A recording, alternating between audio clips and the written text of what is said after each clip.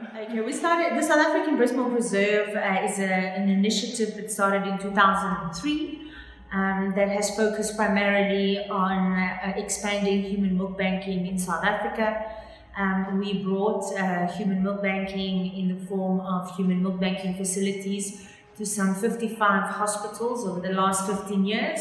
Currently, we run 24 public sector human milk banks in public hospital. Our focus was to set up human milk banks to support babies that are born prematurely, to HIV exposed mummies that have a higher likelihood of giving birth prematurely, but that also have a higher likelihood of bearing infants that are at risk of necrotizing enterocolitis. So the SABR human milk banks have played an integral role in decreasing nosocomial sepsis and septicemia at large in the hospitals that we work with, and we work with the largest public sector neonatal intensive care units.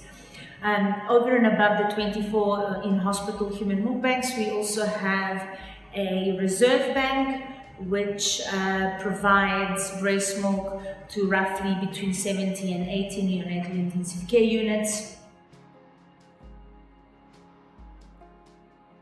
Human milk banking in South Africa is currently in the process of becoming regulated under one regulatory framework. There are a number of what we could refer to as sister organizations, such as Milk Matters and the Human Milk Banking Association of Southern Africa, the KZN Initiative for Breastfeeding Support, the Netcare and Kelisa banks. So there are a number of human milk banking projects that usually follow the same set of regulatory guidelines.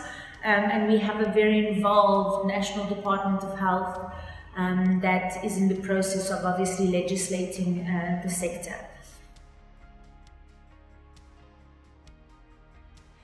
One of the greatest challenges that we face, it's not necessarily in the turnover of breast milk as much as it is in funding available for the tissue banking exercise. There is often a lot of misconception from the client's point of view where people will say, well, if it's donated, why must we pay? Because there is this great misunderstanding around the level of quality monitoring that has to be implemented for human milk banking to be safe.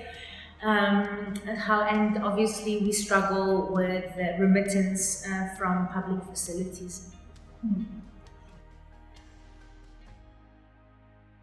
Our donors are very diverse because we run community-based human milk banks where we refer to the hospital as the community. We have a very, very diverse demographic of donors that is primarily composed of African women that themselves have babies in neonatal intensive care who have an oversupply, and they support mummies in the same neonatal intensive care unit that have an undersupply. We also have a lot of private donors that support the reserve bank. There are mummies that we find on Facebook and through social media and through public relations exercises that get in touch with us. And also we have a reputation as a human milk bank where a lot of pediatricians and nursing staff will refer mothers that are lactating and have oversupply to donate to the South African Breastmilk Reserve.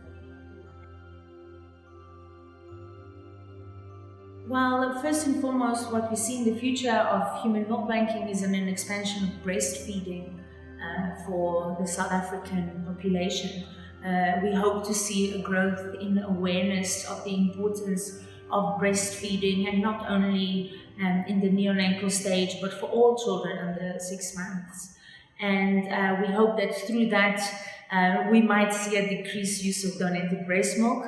But generally what we find is that through human milk banking at the hospital level, we sensitize the healthcare professional to the importance of breastfeeding. So it's not just about talking breastfeeding, it's practicing breastfeeding, and it's finding donors, it's prescribing breast milk as opposed to prescribing a feed, breast milk /NAN, or as it used to be in the past. Currently, we are having a growing culture for breastfeeding and the importance of breastfeeding. Human milk banking is expanding globally. We have a growing footprint. We hope to grow the human milk banking initiative to new hospitals, new provinces, and possibly expand the SABR human milk banking model into other African countries, as we have built a replicable system that is very flexible and adjustable to different hospital environments. Also, we see an expansion of the focus outside of breastfeeding more into early childhood development, where breastfeeding is not only seen as a strategy to reduce neonatal deaths, but as a parenting practice, as an early childhood development practice, where mothers are supported to breastfeed as a strategy to prevent later on stunting and malnutrition in children. And we also are co-chairs of the South African Civil Society for Women, Adolescents and Children's Health, which is a coalition of 27 public benefit organizations that are working together to bring improved access to health services and to see the strengthening of the health system in South Africa.